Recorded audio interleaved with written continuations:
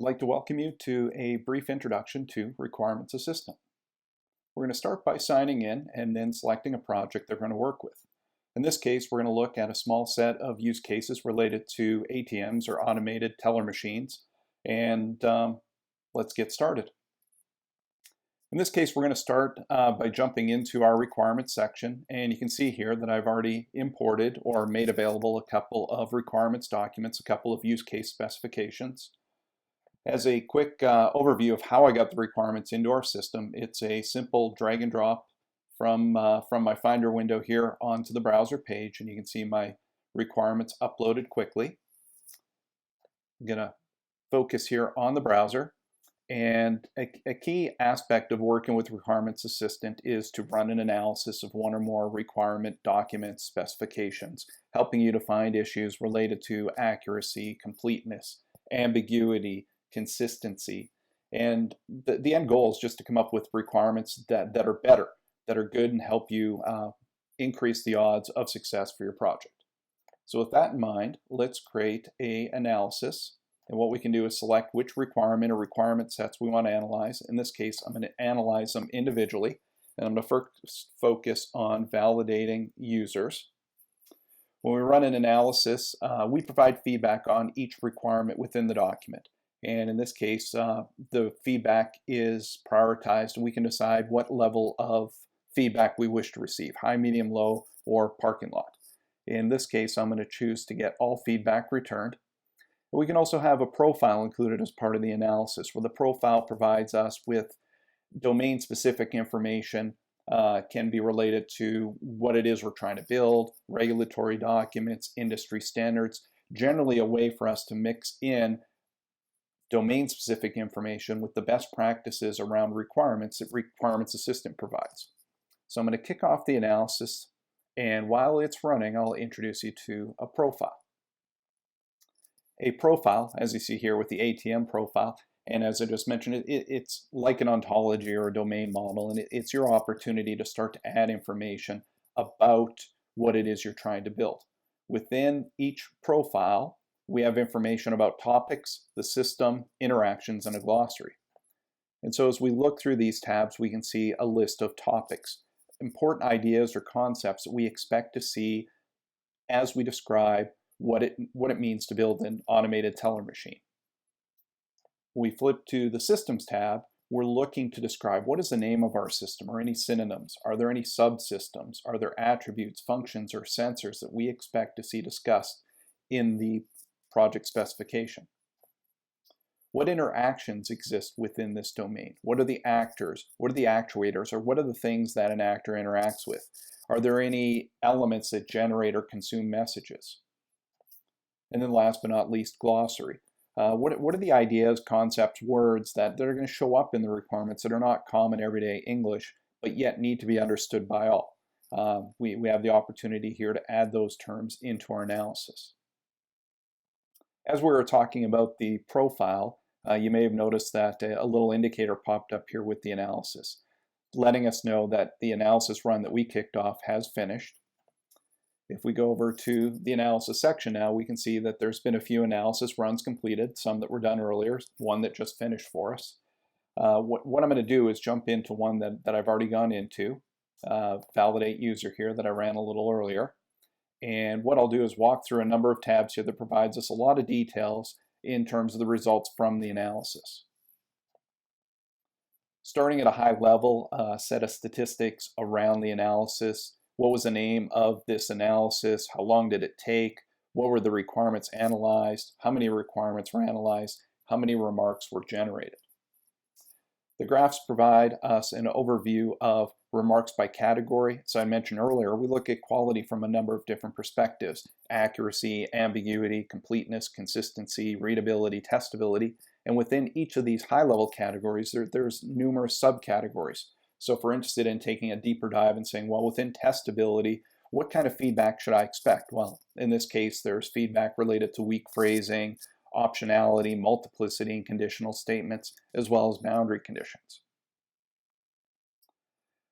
You'll recall that when I kicked off the analysis, I mentioned how the remarks are prioritized. In this case, with this analysis, I just chose to run an analysis that included high and medium remarks.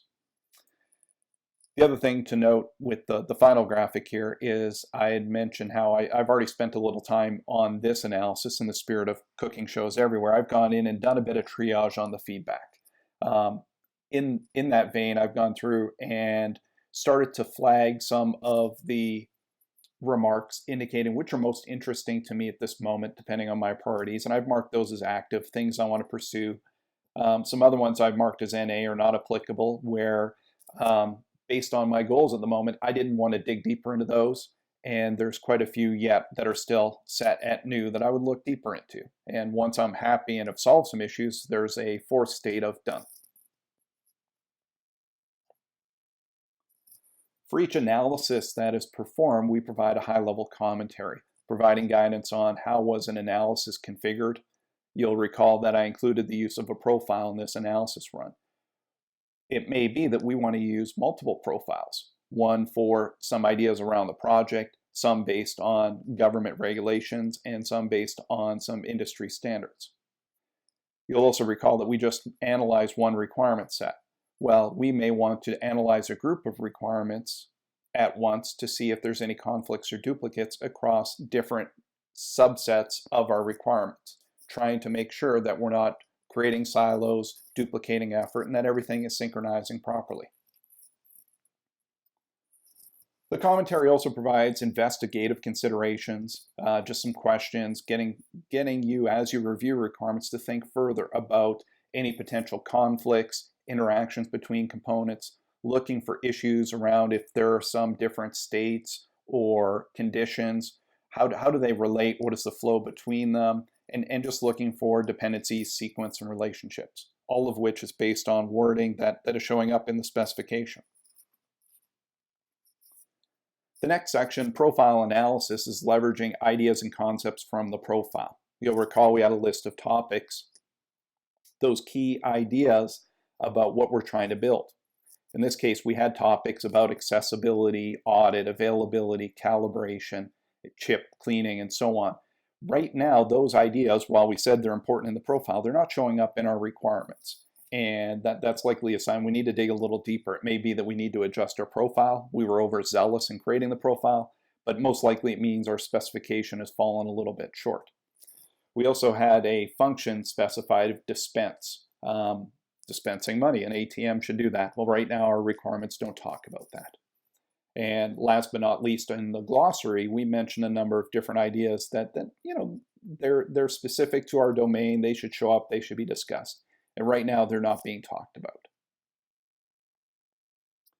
Requirements Assistant also will go through and start to do an analysis of some of the words that show up and are used throughout the requirements, looking at indefinite pronouns, the use of some nouns and verbs, some plural words. I'll pause here on plural, or focus on plural words here for a moment, where, you know, as we talk about displays and transactions, as they're talked about in a plural sense, we need to consider, is it a homogeneous set? Is it heterogeneous? What is the size of the set? Are there minimum values, maximum values? For instance, is there a maximum number of transactions that the ATM can handle in a day?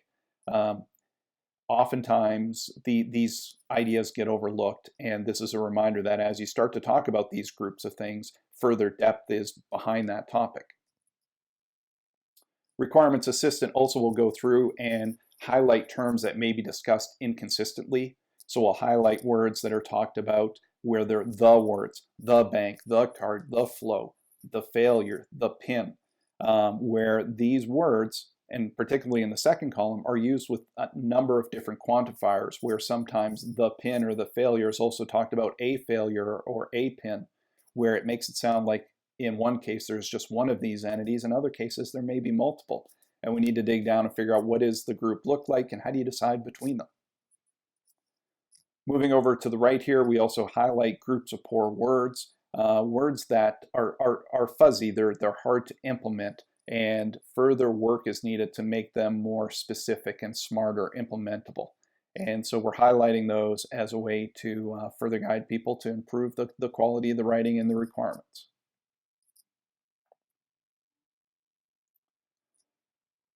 On the commentary, I highlighted some of the topics that did not show up in the requirements, which also implies, well, it also leads to the fact that some of those topics did show up, and it's helpful as we look to understand the requirements and the body and the concepts covered is how are they discussed. And so our topics tab highlights for each of our topics, how many times do those topics show up in our requirements and how are they referenced? Is there a negative connotation to them? Are there poor words in proximity? Is there some test situations discussed, references to standards? Are there some cases where there's multiple instances of the topics showing up in a single requirement? And also, how many times does the requirement show up across the body of our requirements? We can hover over the bar chart to see how many times each of the different topics shows up. And we can use the legend here to start to turn off different items. And so we can start to dig in and get a feel for just what we're most interested in. The list at the bottom provides us a list of the adjectives and descriptors that go along with these topics. So we get a better idea not only of the number of times, but how these ideas are being referenced. Moving to the remarks worksheet, this is where we start to get into the meat of the feedback. For each of the requirements, we provide detailed guidance, commentary on the requirement. Are there different considerations that we need to think about? So what I'm going to do is each of the column headings provides a sort for the results.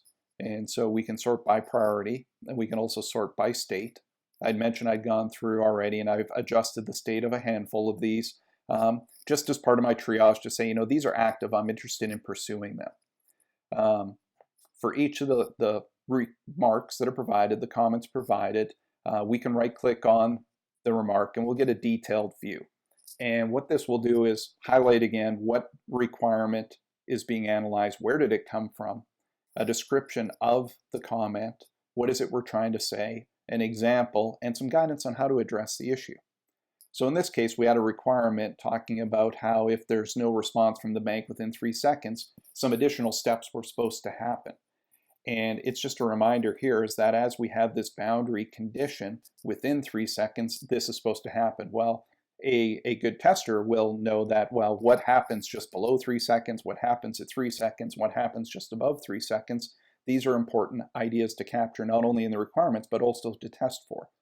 And so as we look at our requirements, we'll want to make sure that we've been very specific, very clear on what the boundary is and what happens around the boundary.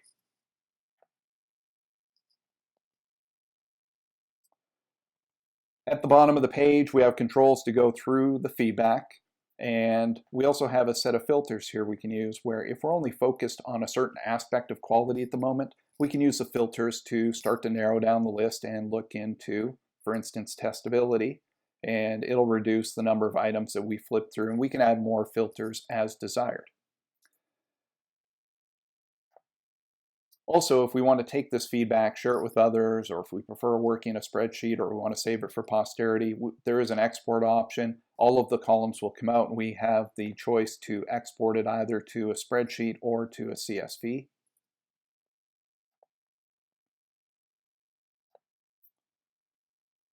If we want to share some summarized results of our effort, there are also a couple of report templates. Reporting is quite easy. It's drag and drop of widgets. And we can start to add in text in the analysis of the ATM use case. We can also add in some of the graphics, looking at a comparison between the different use cases and the remarks generated, and also add in a little bit of risk assessment, analysis run comparison, and also looking at some bubble diagrams highlighting the relationship between profile entries, requirements, and the number of remarks generated.